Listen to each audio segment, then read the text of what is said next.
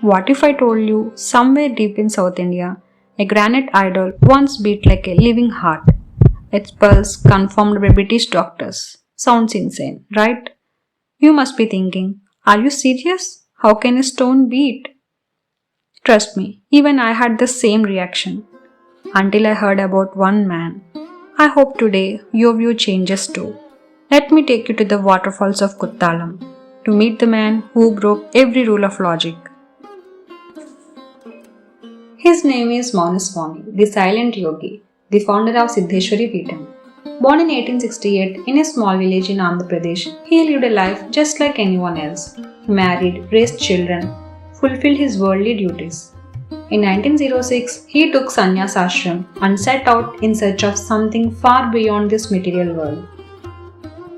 He wandered across India, met countless sages, but finally, he met his guru Achyutananda Saraswati, a Siddha master, who gave him a new name, Sri Sivachidananda Saraswati. Who are these Siddhas? They are the guardians of timeless secrets, who even now are said to reside in the hidden valleys of Shambhala or Shangri-La, beyond the eyes of the ordinary people. Yes, the same Shambhala you heard about in the Kalki movie. They know how to travel across dimensions, heal without medicine, and turn base metals into gold. They have mastered astral travel, crossing worlds without moving their physical bodies. And it was along this mystical path that Mouna Swamy found his place. He walked the ancient paths the Siddhas once walked, and where they still live today. Finally, his inner calling brought him to the sacred lands of Courtallam, where rivers whispered the forgotten mantras and the waterfalls echo with ancient wisdom. This wasn't random. It was the very soil where Rishi Agastya, the father of the Siddha tradition, once meditated. In 1914, Mouna Swamy founded the Siddheswari Peetham in Courtallam, a living bridge between the ancient Siddha lineage and the seekers of today. Mouna Swamy is not your average yoga teacher, and he is also not a usual saint meditating quietly under a tree. He mastered yoga far beyond your imagination. He could sit underwater for hours and even float in the air. He mastered KHANDA Yoga, where a yogi cuts his own body parts and rejoins them without harm. Sounds impossible, right? But not for him. And after reaching such peaks in the yogic sadhana, he took vow of silence for a lifetime. But even in silence, his actions spoke louder than words. People around him witnessed what they could only describe as miracles. He possessed superpowers like Anekatra Sthiti, the ability to be present in multiple places at once. People spoke of him appearing in remote villages and distant cities simultaneously. One day, a disciple casually remarked, "Swami, how grand it would be if the temple had golden idols." Without a word, Swami created 2 golden idols right there in front of them. Imagine the stern silence in that moment. Another time, when Annie Besant, the famous theosophist, visited him, he turned a copper vessel into solid gold, leaving her speechless. Even the British governor of Madras, Lord Pentland, was left speechless when Mouna Swamy greeted him with a garland of roses created from thin air.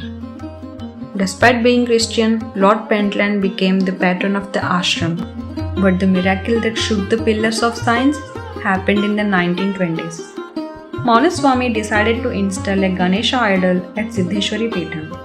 During the Pran Pratishtha ceremony, some British officers mocked the ritual, saying, "You claim to infuse life into stone. How ridiculous! Show us your proof." Mouna Swamy, without uttering a word, simply signaled his disciples to call doctors. When the final mantras were chanted and the energy invoked, doctors placed their stethoscopes on the idol and froze. They heard it, a pulse, a heartbeat. They searched for wires, hidden devices, mechanical tricks, and found nothing. Geologists from Tirunelveli district came to examine the idol, still found nothing. But the heartbeat was real, and it remained for 3 whole days. Imagine those British officers, men of logic, rulers of an empire, standing speechless before a stone idol that defied all science.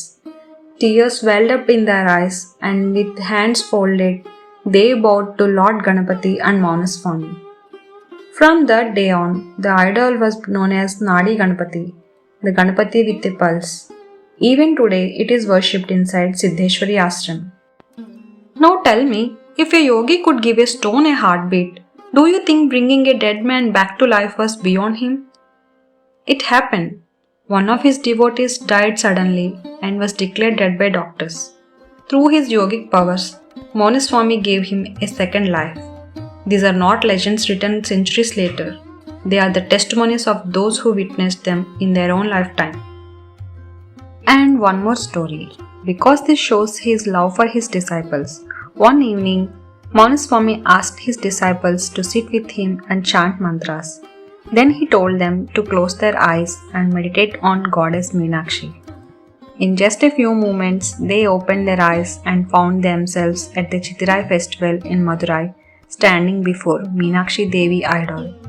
They even received prasadam in their hands, and when they blinked again, they were right back in Courtallam, still holding the prasadam. What they experienced was astral travel, a yogic journey across space. Mouna Swamy attained Samadhi on December 28, 1943. His final resting place lies beneath the Neelakanteshwara Linga at Courtallam. Even today, seekers who meditate before his Samadhi say they had visions of their past lives or glimpses of other dimensions. So tell me now, are these the miracles of a yogi or the living proof that Sanatana Dharma holds mysteries far beyond the reach of modern science? In a world obsessed with logic, sometimes it's enough to feel the truth beating quietly in our hearts. Just like that granite idol silently alive with the pulse of the divine. This is the timeless identity of our Dharma. It is a living, breathing force, a sacred current flowing through the universe, kept alive by yogis, siddhas and seekers who walked before us, and those who walk among us even now. If this story awakens something deep within you, share it. Let others rediscover the beauty and power of Sanatana Dharma. Subscribe to this channel and let's walk this path together, uncovering the forgotten pages of our spiritual history. And in comments, tell me, do you still think Sanatana Dharma is just mythology? Or could it be the heartbeat of the universe itself, still waiting for us to listen? Tell us your opinion in the comment section with your reason.